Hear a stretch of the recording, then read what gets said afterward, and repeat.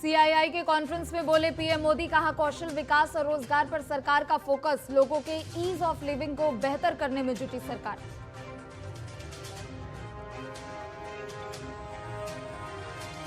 UP विधानसभा में बोले मुख्यमंत्री योगी आदित्यनाथ, कहा महिला सम्मान पर हमारा ध्यान, अपराध के निपटारे में यूपी बना नंबर 1।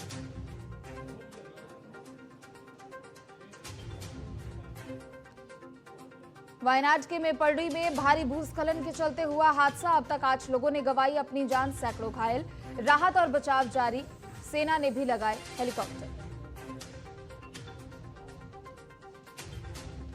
झारखंड के बड़ा बंबू रेलवे स्टेशन के पास रेल हादसा, पटरी से उतरे हावड़ा मुंबई मेल एक्सप्रेस के 10 कोच, हादसे में 2 की मौत, 45 घायल।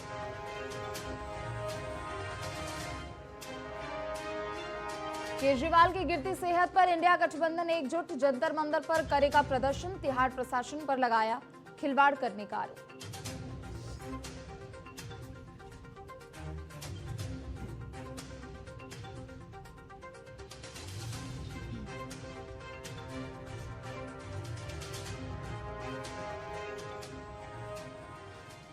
नमस्कार, आप देख रहे हैं टीएनपी न्यूज। मैं हूं आपके साथ प्रीति भारद्वाज। बुलेटिन की शुरुआत करेंगे। यूपी विधानसभा में मॉनसून सत्र का दूसरा दिन है आज, जहां आज योगी सरकार ने अनुपूरक बजट पेश किया और इससे पहले योगी कैबिनेट की एक अहम बैठक भी हुई। बात अगर विधानसभा सत्र की करें तो दूसरे दिन सदन में कोई दिलचस्प नजारा देखने को मिला, जहां सत्ता पक्ष और विपक्ष एक दूसरे पर कटाक्ष करते हुए नजर आए, तो वहीं दूसरी तरफ अखिलेश यादव की तरफ से कानून व्यवस्था को लेकर सवाल उठाए जाने पर सदन में योगी आदित्यनाथ ने इसे लेकर जवाब भी दिया। उन्होंने कहा कि महिला और बाल अपराध निस्तारण में प्रदेश पहले नंबर पर है। और क्या है सीएम योगी का कहना इस पूरे मामले को लेकर, ये भी आपको सुनाते हैं। प्रोसिक्यूशन में उत्तर प्रदेश देश का सबसे बड़ा राज्य है, लेकिन ई प्रोसिक्यूशन प्रणाली को लागू करने वाला राज्य भी है और इसमें देश के अंदर नंबर 1 स्थान पर यूपी का स्थान है। महिला और बाल अपराध संबंधी अभियोगों के निस्तारण में देश में प्रथम स्थान है। लगभग हमारे 98% से अधिक मामलों का निस्तारण करने में उत्तर प्रदेश आज देश का वह पहला स्थान रखता है।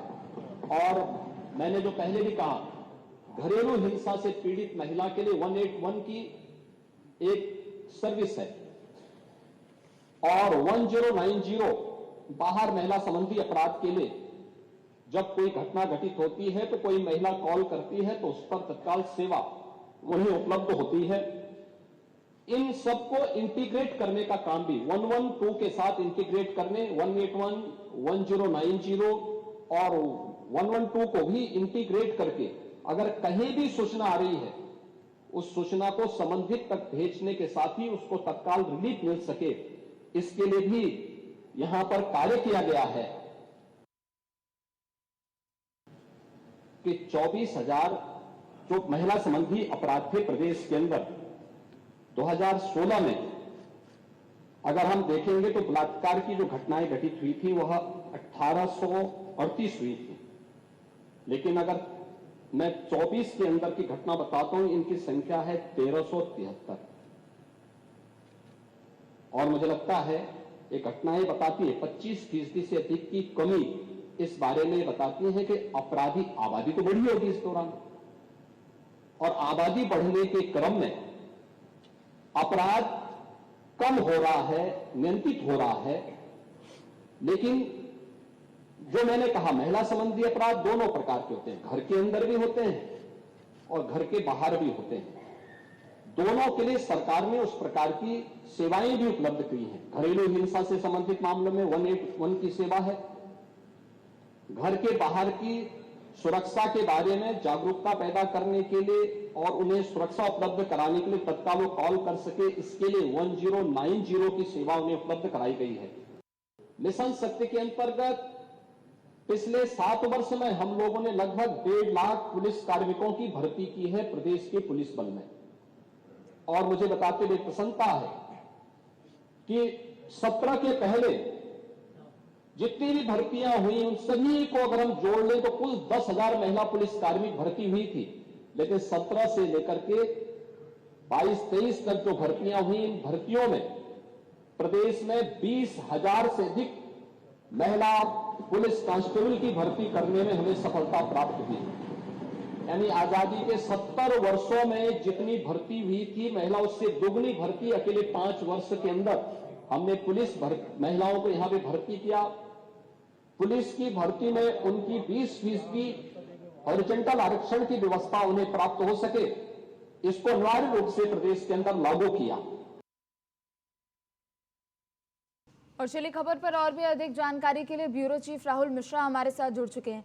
राहुल, यूपी विधानसभा का मॉनसून सत्र जारी है। एक तरफ अनुपूरक बजट को भी लेकर सत्ता पक्ष के अंदर कई ऐसे तमाम अलग अलग सवाल भी विपक्ष की ओर से उठाए जा रहे हैं, लेकिन दूसरी तरफ कई ऐसे मुद्दे हैं जिस पर विपक्ष की ओर से हर एक सत्र में आवाज उठाई जाती है, चाहे वो कानून व्यवस्था को लेकर हो, महंगाई को लेकर हो, यूपी में अब तक हुए पेपर लीक को लेकर हो, और इस बार भी और आज भी सदन में यही एक उदाहरण भी देखने को मिला।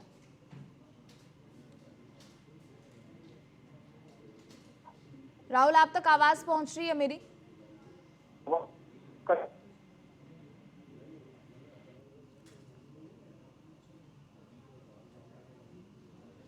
चलिए ठीक है, एक बार फिर से आपसे संपर्क करेंगे, आपकी आवाज़ ठीक तरीके से नहीं पहुंच पा रही। तो यूपी विधानसभा का मॉनसून सत्र जारी है। आपको बता दें कि इस दौरान सत्ता पक्ष की भी ओर से जहां अनुपूरक बजट को भी लेकर एक खास तैयारी है, चाहे वो प्रयागराज महाकुंभ 2025 को लेकर खास बजट पर फोकस किया गया हो या फिर प्रदेश की कानून व्यवस्था को लेकर। ऐसे में विपक्ष की भी ओर से कानून व्यवस्था हो, महंगाई हो, बेरोजगारी हो, इन तमाम चीज़ों को लेकर सवाल भी खड़े किए गए। आपको बता दें कि इस दौरान लव जिहाद कानून को भी लेकर योगी सरकार की ओर से एक बड़ा आदेश दिया गया, फैसला सुनाया गया। तो वहीं दूसरी तरफ जो भी आरोप दरअसल विपक्ष की ओर से लगाए गए थे, उन सबका मुख्यमंत्री योगी आदित्यनाथ ने जवाब दिया। चाहे वो कानून व्यवस्था को लेकर उन्होंने जवाब दिया हो, लखनऊ राजधानी में 1090 का जिक्र किया गया हो, या फिर महिलाओं के बढ़ते अपराध को कैसे उत्तर प्रदेश में नियंत्रित किया जा रहा है, इन तमाम अलग अलग बातों पर मुख्यमंत्री योगी आदित्यनाथ ने भी विपक्ष को जवाब दिया है।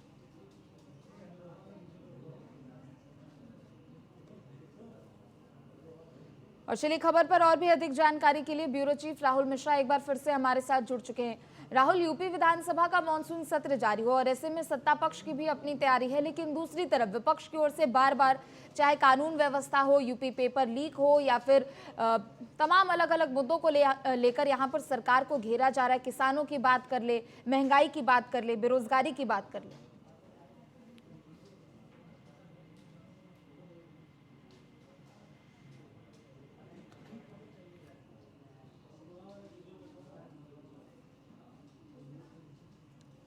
आगे बढ़ेंगे, बड़ी खबर आपको बता दें अमरोहा से, जहां संघ प्रमुख मोहन भागवत अमरोहा पहुंचे हैं। बड़ी खबर आपको बता दें कन्या गुरुकुल में वक्त बिताएंगे।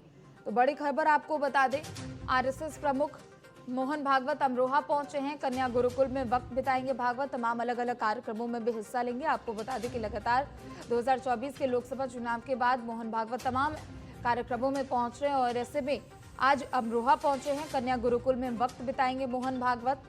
134 बेटियों का उपनयन संस्कार भी होगा और इस कार्यक्रम में मोहन भागवत के साथ तमाम लोग भी मौजूद रहेंगे।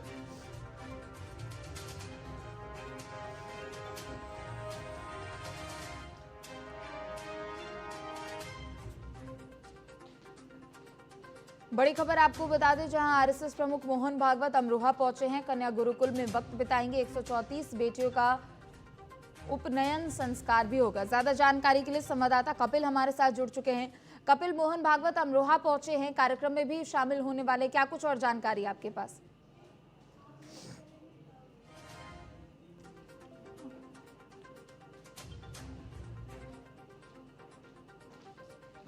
बड़ी खबर आपको बता दें आरएसएस प्रमुख मोहन भागवत अमरोहा पहुंचे हैं।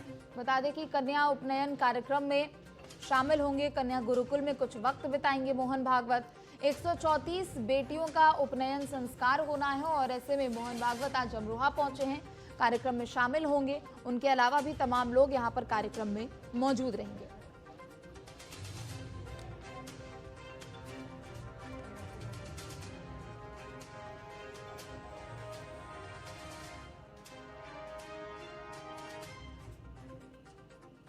और चलिए खबर पर और भी अधिक जानकारी के लिए संवाददाता कपिल हमारे साथ जुड़ चुके हैं। कपिल, मोहन भागवत अमरोहा पहुंचे हैं और इस दौरान कन्या गुरुकुल में कार्यक्रम का भी आयोजन होना है, और क्या कुछ जानकारी आपके पास? जी, आरएसएस के प्रमुख मोहन भागवत अमरोहा पहुंचे हैं और 6 घंटे गुरुकुल में बिताएंगे। सुरक्षा के लिहाज से 150 पुलिसकर्मी तैनात किए गए हैं और अमरोहा पहुंचने पर उनका छात्रों द्वारा स्वागत किया गया है। मोहन भागवत के अलावा वहां और कौन कौन से लोग मौजूद रहेंगे, कौन से प्रमुख चेहरे वहां पर मौजूद रहने वाले हैं कपिल? मतलब मंडल के सभी अधिकारी मौजूद है, डीएम कमिश्नर सब लोग मौजूद है वहाँ पर। शुक्रिया आपका तमाम जानकारियों के लिए।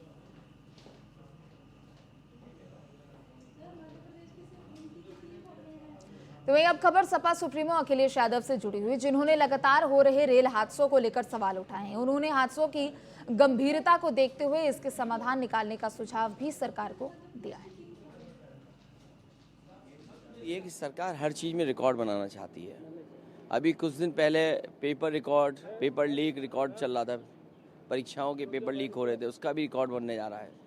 और लगता है उसी के पीछे पीछे ट्रेन के एक्सीडेंट का भी रिकॉर्ड बनने जा रहा है। आखिरकार सरकार जो दावा करती है सिक्योरिटी एंड सेफ्टी का, और इतना बड़ा बजट उनके पास है, उसके बाद भी एक्सीडेंट क्यों हो रहे हैं, आम लोगों को सुविधाएं क्यों नहीं मिल रही हैं, जिन जान जा रही है, जो आज एक्सीडेंट हुआ है, जान जाने वालों की सरकार मदद करे और भविष्य में ऐसे एक्सीडेंट ना हो, कम से कम इसके लिए कोई पुख्ता इंतजाम सरकार करे। तो वही वायनाड में भी हुए भूस्खलन हादसे पर अखिलेश यादव ने दुख जताया है। आपको बता दें कि लगातार वायनाड में 3 भूस्खलन हुए हैं, जिसके बाद कई लोग वहां पर प्रभावित हुए हैं। सुनाते हैं आपको कि आखिर अखिलेश यादव ने क्या कुछ कहा है। आपको याद होगा सरकार COP21 में गई थी, ग्लोबल वार्मिंग, क्लाइमेट चेंज, ये बातें बहुत बड़ी बड़ी की गई। G20 में भी बड़ी बड़ी बातें की गई हैं। आज अगर वहाँ लैंडस्लाइड हुआ है तो कुछ दिन पहले उत्तराखंड की सुनने में आ रहा था कि बड़े पैमाने पे लैंडस्लाइड हुआ है और लगातार लैंडस्लाइड होते रहे हैं वहाँ पर। सरकार नेचुरल इस तरह की जो घटना होती हैं उसके लिए क्या कर रही है, सरकार को बताना चाहिए। वहीं यूपी के रामपुर में सपा नेता आजम खां की जौहर यूनिवर्सिटी की 2 इमारतें शत्रु संपत्ति के तहत सील होंगी। यूनिवर्सिटी ने इमारत से सामान खाली करना भी शुरू कर दिया है। बता दें कि विक्टोरिया बग्गी भी बाहर की गई है।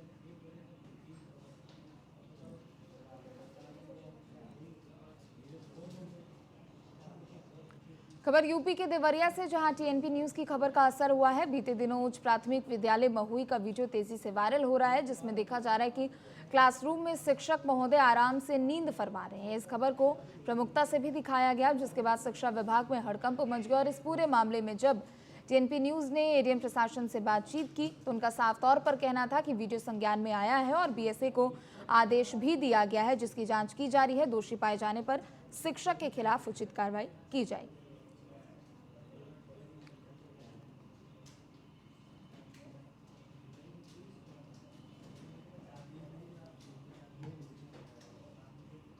खबर यूपी के देवरिया से आपको बता दें, जहां पर टीएनपी न्यूज की खबर का असर हुआ है। आपको बता दें कि दरअसल सोशल मीडिया पर बीते दिनों एक वीडियो वायरल हो रहा था, जिसमें एक क्लासरूम में शिक्षक नींद लेते हुए नजर आ रहे थे। तो वहीं इस वीडियो के वायरल होने के बाद अब पुलिस प्रशासन की ओर से कार्रवाई की भी बात कही गई।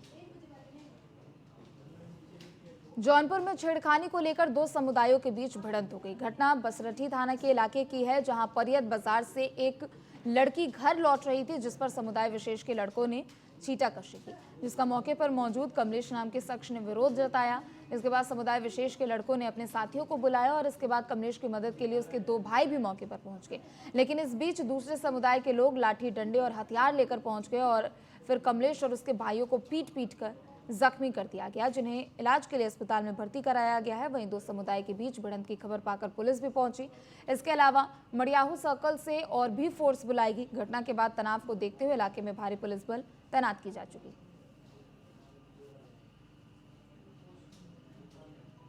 आज सायंकाल लगभग 6:30 बजे थाना बरसठी पर यह सूचना प्राप्त हुई कि बरसठी थाना अंतर्गत परियत गांव में लगभग 6:30 बजे के आसपास एक पक्ष के व्यक्ति और उनके परिजन, जो अखिलेश, राजकुमार, मुकेश एवं संदीप इत्यादि हैं, इनके परिवार के बच्चों के साथ उनके पड़ोस के ही रहने वाले दूसरे पक्ष के साहिल, शिबू, गुड्डू, इजराइल इत्यादि बदतमीजी कर रहे थे, उन्हें परेशान कर रहे थे। इस सूचना पर अखिलेश एवं उनके परिजन जब शिकायत करने पहुंचे तो दूसरे पक्ष के साहिल, शिबू, गुड्डू, इजराइल इत्यादि इकट्ठा होकर के उनके साथ इन लोगों ने मारपीट की। तो वही ऋषिकेश गंगोत्री नेशनल हाईवे भी शिव भक्तों से पटा हुआ है। यहाँ बम बोले के नारे गूंज रहे हैं। हरियाणा सोनीपत का शिव युवा शक्ति स्वास्थ्य संगठन कांवड़ियों की सेवा में 24 सालों से जुटा है। बता दें कि 10 दिनों तक स्वास्थ्य शिविर लगाने वाले संस्था अध्यक्ष दीपक कुमार डॉक्टरों, सेवादारों की टीम और दवाइयों की गाड़ी के साथ नगेंद्र नगर पालिका मैदान में पहुंचे, जहां उन्होंने शिव भक्त कांवड़ियों को दवाइयां वितरित करने के साथ दर्द से करारे कांवड़ियों की भी सेवा की।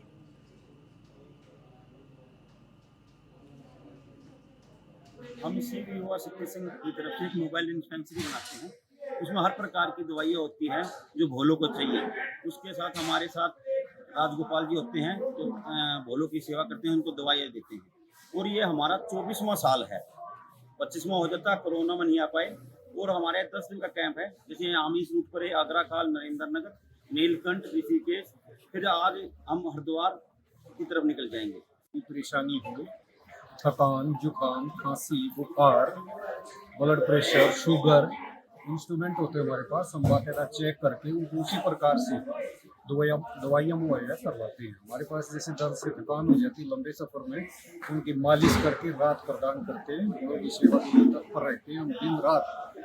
आगरा खाल, नरेंद्र नगर, ऋषिकेश, हरिद्वार, सोनीपत से लेकर गुवाहाटी में कर जाते हैं। दिन रात सेवा में तत्पर रहते हैं।